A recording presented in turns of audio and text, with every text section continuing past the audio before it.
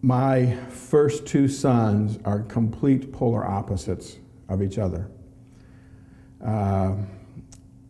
Cameron, the youngest son, the second son I should say, absolutely macho athletic. He had to be the quarterback of the football. He had to be the best basketball player. Everything masculine, macho, the stereotype. And Curtis was much more completely from birth. These things are there. Curtis from the beginning was very more into the arts, more into culture, more into music and cleanliness, and it was I mean, we didn't program that into him in any way. I mean, this is just who they were, and that was just what they were attracted to.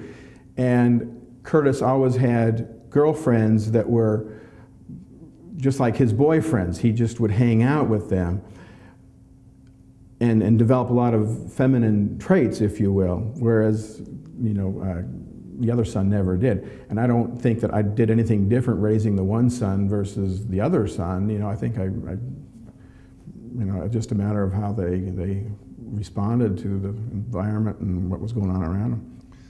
He had very peculiar hobbies as a boy. When he was in 6th grade, he still liked to play with his girlfriends. He didn't play with guys. He would never play sports. He never played sports at all. When he was even as late as like 7th grade, he still liked to play dolls with the girls that were down the street, or not, you know, just played with them, doing their kind of stuff. So I mean, dolls was maybe outgrown maybe by 6th grade. I'm trying to think, it was 87 when we left there, so he was 10 years old. So he was in 5th grade, and he was still playing with the neighborhood girls with dolls, and he enjoyed it. And then he had a soap collection. He had collection, his shirts were, you know, in order from light to dark, short sleeve to long sleeve. You know, he had 3 digital clocks in his room, and everyone had to go at the same time. This kid was not a kid into the dark side. He was a kid that was going into doing things right. Everything had to be perfect. His standards of perfection were intense. His papers were perfection. Everything he did was about that, getting it right and making sure that it was right. It wasn't necessarily homosexuality, but it was more of gender issue. It was, am I born in the right body?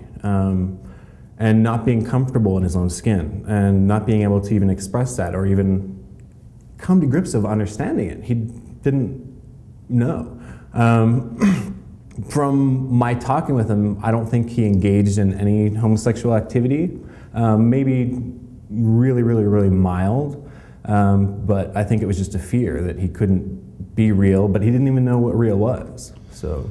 Well, it was interesting because he was tall, good-looking kid, and intentionally, I can only think of 2 dates that he went on that I was aware of, that I would really call them a date.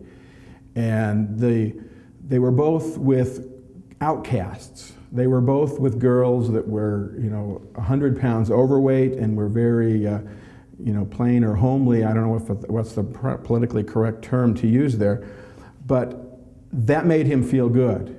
That made him feel special. And so there was not about, he was not, I think, in any way attracted to the female form in any kind of sexual way. He definitely had gender issues. In his journal that was intercepted, he sent that out to one of his friends. The police actually intercepted that, and we have a journal that he never intended for us to see. But there were pictures of basically I can't think of the word. What is the word for nondescript humans without penises or boobs? Hermaphrodites? Not a hermaphrodite, no. Muse? And yeah, hermaphrodite. So sexually indescript, sort of. Yeah, and that's what he felt. I mean, he was a manly, like he was a big guy, but he felt, he was always feminine, always really, really feminine, played with Barbies. had a lisp, like most people would probably say if they have gaydar, he would be perceived as being gay. I don't know if that's necessarily true, that he was gay. I just think that he was born in a wrong body in a way. Which is weird to say because he's my brother. He was an artist, and he painted a mural on his room that was, like 14 foot by 8 foot tall, and it was just filled with intricate details. I mean, it was just amazing how he did that.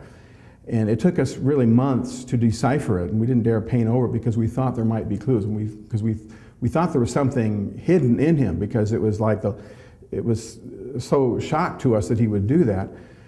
And so what we found is we found a lot of clues, and we looked in his journals and in his writing and with other letters to other friends, and there were some clues.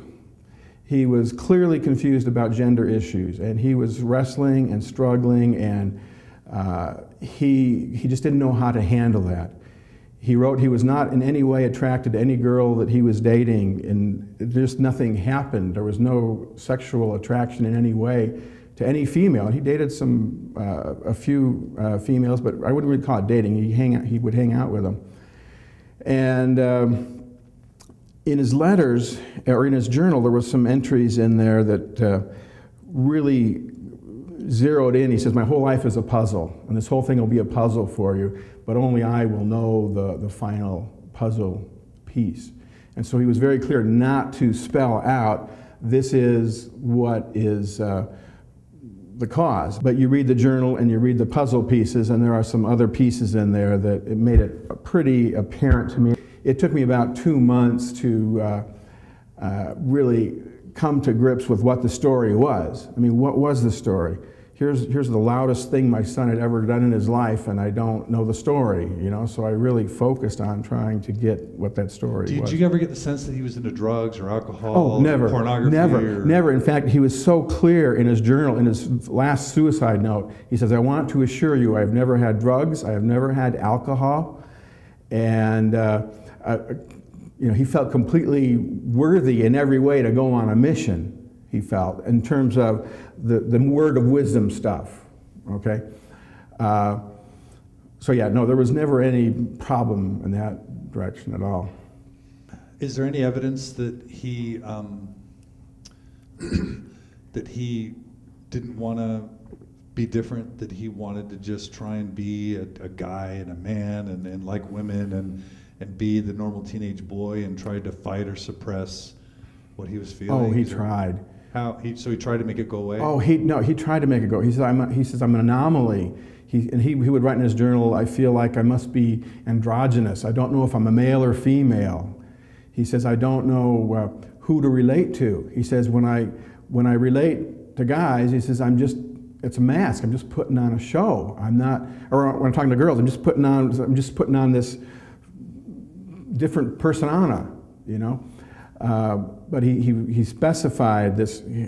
He was tired of living in this mask. I'm tired of living behind being so different. And he used the word anomaly. I just don't fit in. I don't know where to fit in.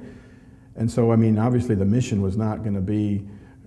He couldn't fit in with that either. And so that was his last mission. His last signal to the world was, here's my mission papers. They're right on my bed. They're all complete, but I have not signed them. Sorry, Mom and Dad, I can't go on a mission. I don't fit in there either. And it's like Dag Hammarskjöld said, a quote that gave me a lot of comfort after this whole thing was,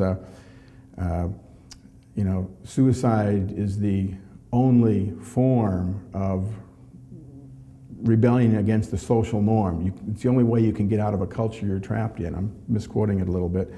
But that was the only thing he could do. He was powerless to do anything else. He couldn't go here. He didn't know where to go, and the church didn't have the support for him.